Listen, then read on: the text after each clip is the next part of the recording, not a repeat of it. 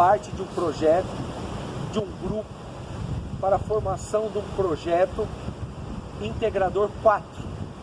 Somos do Polo de Diadema, curso de Engenharia de Produção.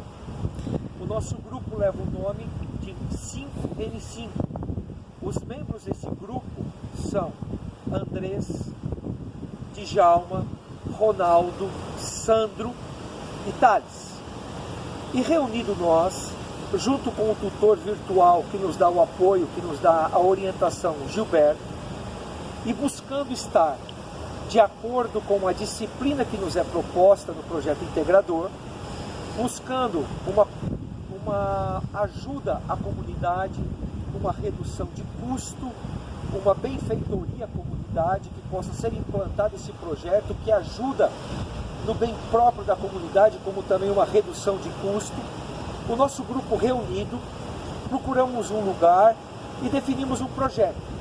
O lugar que nós encontramos para aplicar esta ideia que foi definida pelo grupo foi na região que chama-se Cinturão Verde de São Paulo, que está localizado no extremo sul da capital, que está no bairro de Parelheiros, também no município de Embu e de Cipó. Esta região ela é muito rica na produção de hortaliças, alface, couve e demais hortaliças. E o nosso projeto chegou-se a uma conclusão e definimos um nome: painel solar, aplicação de bomba para a extração de água no Cinturão Verde de São Paulo. E o nosso objetivo seria esta implantação nesta região agrícola. Qual é a grande meta e o porquê desta região? Esta região é muito precária quanto a fornecimento da energia elétrica e também muito precário o abastecimento de água, muito precária o sistema elétrico desta região. E por ser uma região grande, vasta e com muitas plantações, qual foi a nossa ideia? A implantação dessa extração da água através desta bomba no solo, mas que ela fosse utilizada a energia elétrica produzida de painel solar. E com isso haveria redução de custo da energia, por ser uma energia limpa e renovável, através do sol, a captação de sol, através dessas placas fotovoltaicas instaladas no meio desta plantação, ali através da bomba. Essas placas fotovoltaicas geraria energia, abasteceria as baterias, que através disso iria funcionar as bombas, viria a extração da água, para que fosse feita toda a irrigação nesta região. Essa implantação desta água, desta forma de captação da água e desta irrigação, teria toda uma automação, não seria necessário o manuseio, a própria pessoa ir fazer esse funcionamento, essa ativação, seria todo por uma automação, e com o objetivo de quê? Desta redução desta energia, ativação desta bomba, para que fosse feita a irrigação por um sistema temporal, por um sistema todo controlado, por tudo esse sistema controlado, até mesmo por essas pessoas, para que houvesse essa automação da utilização dessa irrigação. E o objetivo nosso seria a economia dessa energia e a facilidade de desenvolvimento para essas pessoas que são agricultores desta região. Buscando isso, encontramos esse tema e começamos a buscar algumas pessoas que pudessem nos dar apoio ao projeto. Buscamos algumas pessoas, algumas empresas que pudessem nos auxiliar, como as placas, como as bombas. E agora vai dar sequência a esse projeto. Estamos nesta região, uma parte desta região, mostrando um pouco do campo, um pouco do lugar. Conseguimos um acesso, não tanto dentro do campo, porque os produtores assim, eles têm um cuidado nesta região. Então estamos numa área fora, que mostra um pouco desta área, desta produção. Foi assim que nós conseguimos fazer esta filmagem, fazer um pouco desse projeto. E agora o Andrés vai dar sequência, mostrando um pouco da parte técnica do projeto, e depois os outros vão dando essa sequência para que possa ser formado todo esse vídeo e dado toda uma conclusão. Tá bem? Estamos procurando seguir o que nos foi determinado, e isso foi a nossa ideia, o nosso projeto da ativação deste nosso grupo que leva o nome do projeto, painel solar, uso de bomba de extração de água no Cinturão Verde de São Paulo. Ô, gente, então, continuando um pouco o que o Sandro acabou de nos falar, tá? Então, nós temos que gerar energia elétrica através de um painel fotovoltaico, ou seja, através da incidência da luz solar em cima de um painel, vai existir uma movimentação de elétrons que vai ser capaz de produzir essa energia elétrica. O que a gente tem que pensar é que existem duas formas dessa energia elétrica trabalhar. Uma é através de corrente contínua, ou seja, a luz gerada desses painéis, a energia elétrica gerada desse painel, ela segue para uma bateria para ser armazenada, ou ela segue para o seu equipamento, que tem que funcionar em corrente contínua, ou você a transforma em corrente alternada, a corrente que a gente tem na tomada da nossa casa. Se for em corrente alternada, praticamente a gente tem que ter um módulo para transformar essa corrente contínua em corrente alternada. Como o nosso projeto visava, a princípio, ter uma economia uma redução na parte de energia elétrica, de consumo, e também de investimento, nós acabamos optando por ter o sistema de painel elétrico ligado diretamente ao nosso equipamento, que é uma bomba de recalque. Ok? Falando um pouquinho do projeto em si, praticamente a parte técnica foi dimensionar uma bomba que funcionasse em corrente contínua e que ela fosse capaz de retirar, ligar uma bomba que pudesse tirar a água de dentro do solo para a gente fazer uma irrigação ou fazer a própria distribuição da água para o consumo humano. Lógico que aí teria que ser analisada a água, teria que ser tratada essa água. Tá?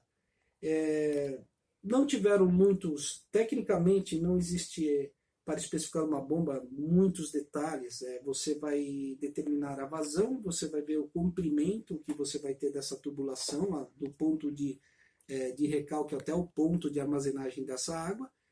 Então é um processo bem simples. E isso é o que nos fez levar a acreditar a função do engenheiro de produção, do engenheiro de processo nessa nova situação. Por quê? Calcular uma bomba é muito simples. Calcular esse sistema de recalque é muito simples. Só que a gente precisou pensar na parte econômica, nos investimentos, precisou pensar na sociedade, precisou pensar nas pessoas que iriam investir. Tudo isso teria que ser levado em conta, e essa é a função do engenheiro de processo. Tá? Então, no nosso caso aqui, a gente especificou uma bomba junto com um parceiro técnico nosso, tá? que chama AOTAI, e ele acabou nos dando subsídios o suficiente para fazer o cálculo da bomba. E nós, como engenheiros de processo, nos preocupamos com o quê? Com as pesquisas, tá, do consumo, nos preocupamos com pontos, por exemplo, como a análise financeira do projeto, análise financeira econômica, a viabilidade, a sustentabilidade do nosso projeto. Ou seja, a gente extrapolou um pouco da parte técnica, tá? Que a parte técnica já está muito bem sedimentada no processo industrial. Ok? Vou passar agora a bola para o nosso outro parceiro aqui, que é o Djalma ou o Ronaldo. Como nós estamos fazendo online isso, eu não sei quem que vai falar agora. Valeu. Dando continuidade, meu nome é Djalma Nascimento, e vou falar sobre as formas de financiamento disponíveis ao público-alvo. E quem é o público-alvo? Basicamente é o pequeno agricultor, que tem que arcar com elevado custo de energia elétrica e de água quando falamos de fornecimento público, é claro. Estamos falando aí de Sabesp, Enel e outras subsidiárias, né? Além disso, ainda tem que passar esse pequeno agricultor por restrições como quando da crise hídrica, quando ele foi proibido de irrigar suas plantações com água das represas e rios da sua região.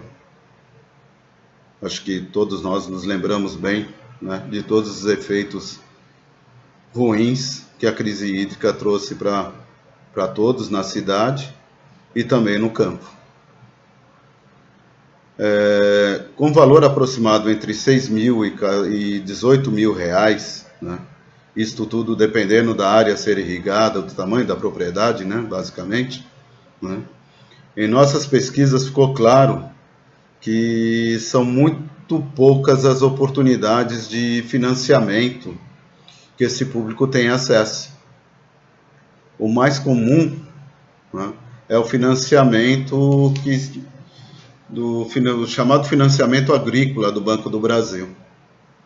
Porém, acreditamos que esse sistema se encaixa como inovação e uma forma de empreendedorismo.